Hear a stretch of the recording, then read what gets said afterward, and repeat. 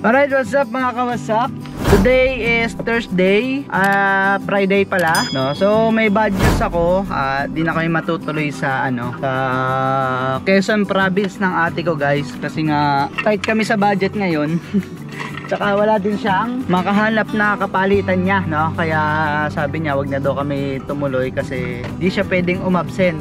Yun talaga ang mahirap kapag may posisyon ka sa company, hindi ka pwedeng basta-basta lang na umabsent or umalis ng company nang wala kang mahanap na kapalit. So naghanap siya ng kapalit sa ibang, nasa Miniso kasi siya, sa ibang store, sa ibang branch, no? So wala siyang makuha. Kaya sabi niya, sige, wag na lang tayo umuwi. Saka na lang pag nag-Boracay kami. Pa-Boracay pala kami, guys, nitong ilang weeks na lang, no?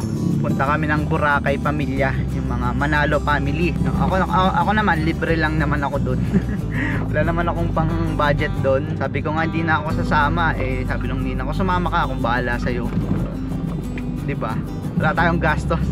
Siguro magiging gastos ko lang dun yung mga pamasahe sa sa barko, sa bangka ba yun, or mga tricycle dun, yung transpo dun, yun.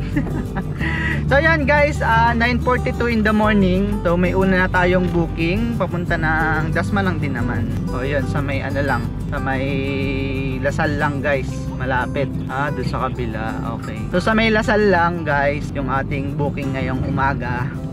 Yun, anong oras akong 20 minutes ata akong online kanina bago ko matanggap yung booking na to, no? Reset ang ating Odo kahapon, no? Naka 85 kilometers lang tayo. So mga kawasa, kababa lang nung natin, naka Grab Pay. At magkano lang yung fare niya? 125. Lapit lang naman, guys, 3 kilometers lang. Kaya siya ganun kamura, no? Saan ba ako pupunta ngayon? Sige, punta tayo ng way na papuntang Imus. Baka makakuha tayo ng pasahero along the way. Ang hirap ka lang kasi ngayon, hindi na tayo pwede tumambay sa SM. Unlike noon na anlitambay tayo doon. Sa bagay, tama lang din naman. Kasi nga, nakakasagabal talaga kami doon. Pero kami naman mga Grab, nasa isang linya lang kami.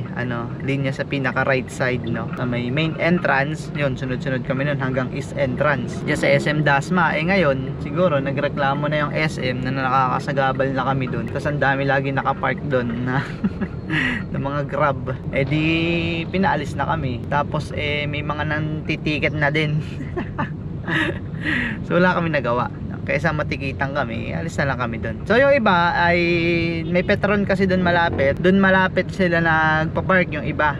Pagka gusto nilang doon sa SM kumuha ng pasahero or magabang ng pasahero, doon sila pumupunta sa may Petron doon. So ako ay sige, pag napapunta tayo ng Petron, ng SM, doon tayo makikitambay din sa may Petron, no? Doon naman tayo manggugulo. Doon naman tayo man sisiksik, no? So ang hirap talaga kapag kapag TNBS ka na nakakotse.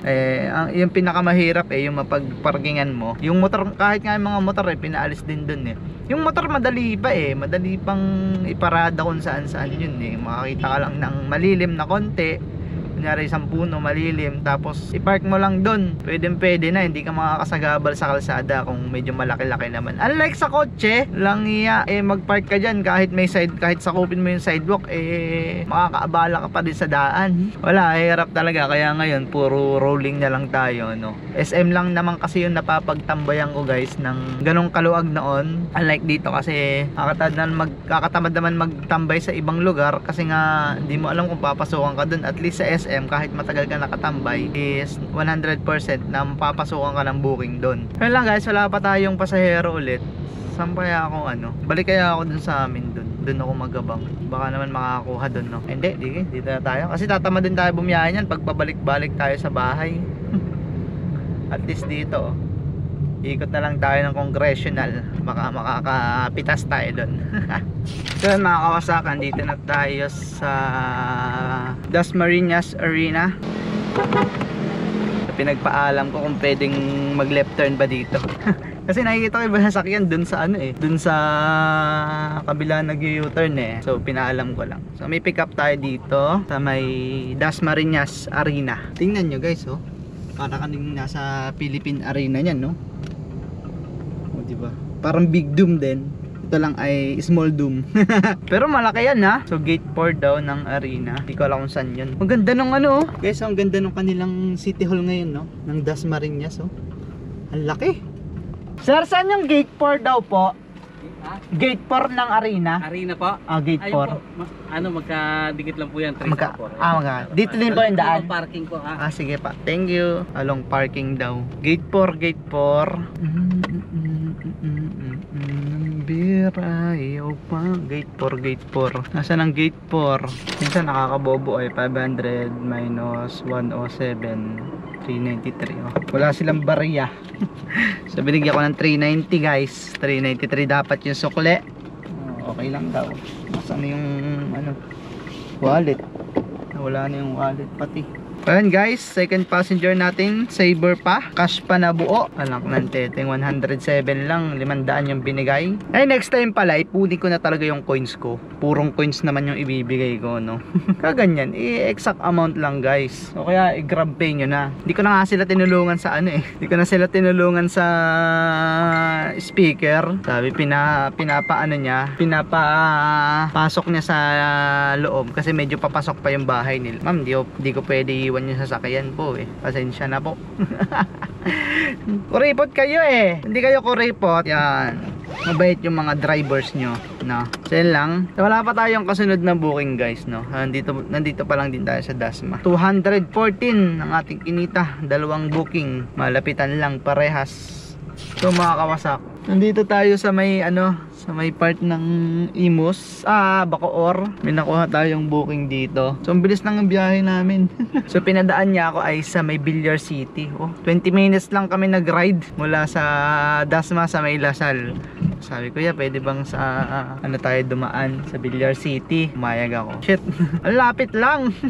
Nasa 10 kilometers lang in layo. Tapos ang bilis pa ng biyahe. Nakuha lang namin to ng 20 minutes guys hanggang Bacoor. No? So may pumasok na booking, Saber papuntang Pasig. Hindi ko kinuha. Ayoko mag-Manila. Dito lang tayo. Ito yung Aguinaldo. So may pumasok kanina Hindi ko na kinuha guys. Yan, bagsak na naman yung ano natin ito. Acceptance rate, 75. Ano pa lang yun isang tanggi pa lang sa pasahero yun 75, naging 75% na yung ating acceptance rate. So nakakawasak ngayon ay hanap siguro ako ng spot kapag wala pang pumasok na booking para tayo ay makakain ng tanghalian. Kasi oras na 11:28 na bumababa yung ating overall na acceptance rate. Sana naman hindi So guys, nandito tayo ngayon sa Imus at may naisakay tayo. Uy, may 636 na tayo. 12:20 pa lang. Ay nako, basta subdivision ang sisikip. Yan guys, tapos na din naman tayo kumain Nagkain na ako kanina dun sa Villar City kasi ang ganda ng spot. Ay sayang, hindi ko napakita sa inyo bago ako umalis Bala ko na yung kanina pakita ko sa inyo napakasarap na tambayan. Pwede nga mag-picnic I mean, masarap siyang pag-picnican. Hindi ko lang alam kung pwede dun mag-picnic pero ang sarap niyang tambayan dun nasa ilalim ka lang ng puno, tapos kaparangan yung gilid, yung damo na hindi nakakasugat guys. Napaka quality dun so dun ako kumain kanina. Sinamantala ko na yung kagandahan ng view para kumain dun Buti nga hindi tayo pinalis kanina buti walang nag-rolling na na mga guard, security guard. Kasi mostly sa mga ganon bawal talaga, bawal tumigil doon. So yan mga kawasak, wala pa ulit tayong kasunod na booking at labas tayo doon sa may Aguinaldo Highway at mukha namang wala dito siguro yung mga tao ngayon nasa labas pa, pauwi naman ng bahay So guys, may tinanggap tayong booking papuntang Mall of Asia 500 plus din 544, naka-standard guys. Kaya yun, takbo ko muna ito So guys, andito tayo sa MOA, Mall of Asia. Yan yung Big Globe. mga lang ako dyan dati Ito mo ngayon, dadaan-daanan lang natin So yun mga kawasak, nag-set di ako pa uwi. Ayoko mag-ikot-ikot dito sa Manila. Tinatamad ako Gusto ko sa Cavite lang guys. Yan, meron na tayong 1180 ngayong 1:30 ng hapon guys. So ayos na ma'am, no? Uy, no left turn, all traffic right. Bakit no left turn? Saan tayo exit niyan? So nag-set din ako ng Dasmariñas, pero exit tayo ng daan muna tayo ng PITX sa dati nating tinatambayan guys. Tapos ihilang tayo doon. Kanina pa tong insektong to. Ihilang tayo doon guys, tapos diretso na tayo ng Bacoor, no? Doon na lang tayo maghanap ng booking. But no left turn na dito. Anong nangyari? Hello, boy, sarap dito, ang lilim mo. So wala tayong magagawa kundi umikot kasi bawal ko maliwa doon. Dati pwede, ewan ko bakit gano'n na siya ngayon. Nagpas tayo nag-red. My god, sana di tayo mahuli dito, no? So nandito ako ngayon sa Molino, Cavite. So guys, nakapag-atid ako dito. Meron tayong 1,366 pesos. Hirap tumawid Tapos diretso tayo ng Salawag guys, kasi ito na yung way papuntang Salawag, no? So doon na tayo mag-rolling. Hindi tayo mag-aantay dito. Rolling lang ng rolling. Rolling ng rolling. Rolling ng rolling. Auto-accept natin on. Syempre, naka-auto-accept tayo guys. Para yung opportunity alert. Nag-ano na ako nag-set din ako. Tapos opportunity alert on. Tapos auto-accept on. Yan. Molino Road. Sabi din pala. Paliparan Road. Papunta tayong Paliparan Road. So lang, dire-diretso lang naman to nakalagay dito sa Google Map. Sa Grab Map natin. So mga kawasakan, dito tayo ngayon sa 3 Martires, Cavite. At nakapaghalid tayo dito, no? So hindi natin nakuha yung incentives na na 200 pesos kasi bumaba yung acceptance rate natin. Putik, tatlong sunod-sunod na naman na nasa Imus na ako. Tapos may dumating na papuntang Taguig. Tapos yung isa Makati. Sabi ko, anak ng titing, hindi ko parehas kinuha. Tapos saan nga ba yung isa? Basta may isa pa So ito, naka 4 rides nga tayo mula 3 o'clock O yan yung ating 78.6. So pwede pa tayo bumiyahe isa pa para may 200 tayo kaya na siguro yan sa isa pa. Malalaman natin kapag may nakuha tayong booking along the way, pero pauwi na ako. So yan mga kawasak, pero nakuha natin to. Bagal dito ng data. Ito itong KGR natin, naka silver tier na tayo ngayon, 171 total ride, kailangan lang 165 naman tong February, no? Tapos ngayon ay naka 2,266 tayo. So alas 7 na. Kaya ano bang oras yung una nating booking?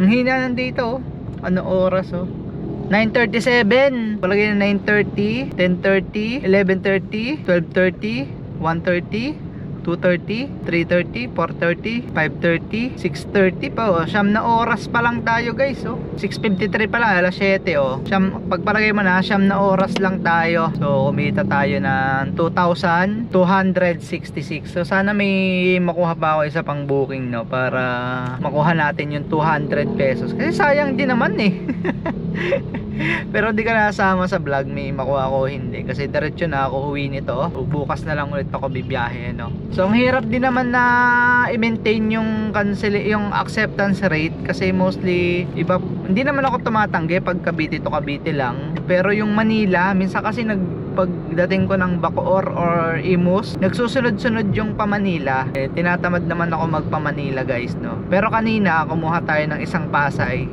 isang MOA kasi malaki-laki din yun. Nakakuha tayo ng isang MOA. Tapos yun, hindi na ako nag-Manila ulit. So yun lang mga kawasak, hanggang dito na lang ang ating vlog for today's video kasi pauwi na ako. May makuha ko wala, pauwi na ako and dito ko na lang tatapusin to. So yun lang, bukas ulit, bukas ay Saturday at medyo patanghali na naman tayo dadali niyan. So yun, ride safe always and peace out.